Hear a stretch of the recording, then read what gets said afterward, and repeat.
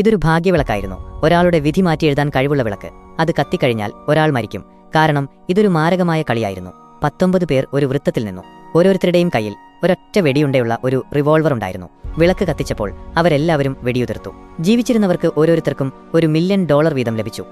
Referee signal നൽകിയതിനു ശേഷം കളിക്കാരെല്ലാം തങ്ങളുടെ തോക്കുകൾ മുന്നിലുള്ള ആളുടെ പിന്നിലേക്ക് ചൂണ്ടി. ആദ്യ റൗണ്ട് ആരംഭിച്ചു.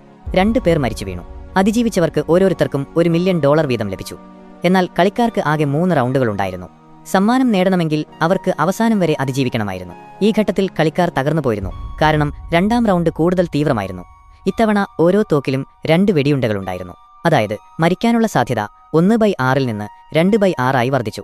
കളിക്കാർ തങ്ങളുടെ തോക്കുകൾ ഉയർത്തി വെടിയുണ്ടകൾ തിരിച്ചുവെച്ച് മുന്നിലുള്ള ആളുടെ നേർക്ക് ഉന്നം പിടിച്ചു. ജീവിക്കുന്നതും മരിക്കുന്നതും ഭാഗ്യത്തെ മാത്രം ആശ്രയിച്ചിരുന്നു.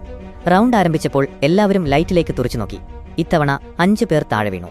അപ്പോൾ സ്റ്റാഫ് പ്ലെയർ 14ന്റെ തോക്ക് പരിശോധിച്ചു. വെടിയുണ്ട ചേംബറിൽ തന്നെ ഉണ്ടായിരുന്നു. അവൻ വെടിയുതിർത്തിരുന്നെങ്കിൽ പ്ലെയർ 13 മരിച്ചേനെ. ഇത്തവണ ഭാഗ്യം അവന്റെ കൂടെയായിരുന്നു. സമ്മാനം നേടാൻ അവന് 3ാം റൗണ്ടിനെ ആശ്രയിക്കണമായിരുന്നു. ഒരു ചെറിയ ഇടവേളയ്ക്ക് ശേഷം 3ാം റൗണ്ട് ആരംഭിച്ചു. ഇത്തവണ കളി കൂടുതൽ കടുപ്പമായി. ഓരോ തോക്കിലും 3 വെടിയുണ്ടകളുണ്ടായിരുന്നു. മരണനിരക്ക് 50% ഉയർന്നു. സമ്മാനം 3 മില്യണായി വർദ്ധിച്ചു. മുൻപത്തെ പോലെ തന്നെ അവർ തങ്ങളുടെ തോക്കുകൾ ഉയർത്തി വെടിയുണ്ടകൾ തിരിച്ചുവെച്ച് മുന്നിലുള്ള ആളുടെ നേർക്ക് ഉന്നം പിടിച്ചു. വെടിയുതിർത്തതിനു ശേഷം കൂടുതൽ ആളുകൾ താഴെ വീണു. ഒടുവിൽ 5 കളിക്കാർ അതിജീവിച്ചു.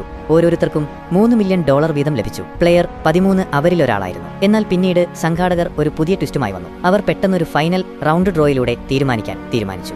സ്റ്റാഫ് 5 ചെറിയ ബോളുകൾ മേശപ്പുറത്ത് വെച്ചു. കറുത്ത ബോൾ എടുത്ത 2 പേർക്ക് പരസ്പരം പോരാടണമായിരുന്നു. വെളുത്ത ബോൾ ലഭിച്ചവർക്ക് ഇനി കളിക്കേണ്ട ആവശ്യമില്ലായിരുന്നു. അവർക്ക് സമ്മാനവുമായി വീട്ടിലേക്ക് പോകാം.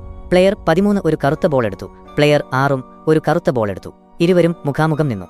ഇത്തവണ തോക്കിന് 4 വെടിയുണ്ടകളുണ്ടായിരുന്നു. ആര് അതിജീവിക്കുമെന്ന് ഇരുവർക്കും അറിയില്ലായിരുന്നു. റഫറിയുടെ സിഗ്നലിൽ അവർ പരസ്പരം തലയ്ക്ക് നേരെ തോക്ക് ചൂണ്ടി. ഒരു ഉച്ചത്തിലുള്ള വെടിശബ്ദം കേട്ടു. പ്ലെയർ 13 വിജയിച്ചു. കളി കഴിഞ്ഞ് അടുത്ത ദിവസം പ്ലെയർ 13 $10 മില്യൺ ട്രെയിനിൽ വീട്ടിലേക്ക് മടങ്ങി.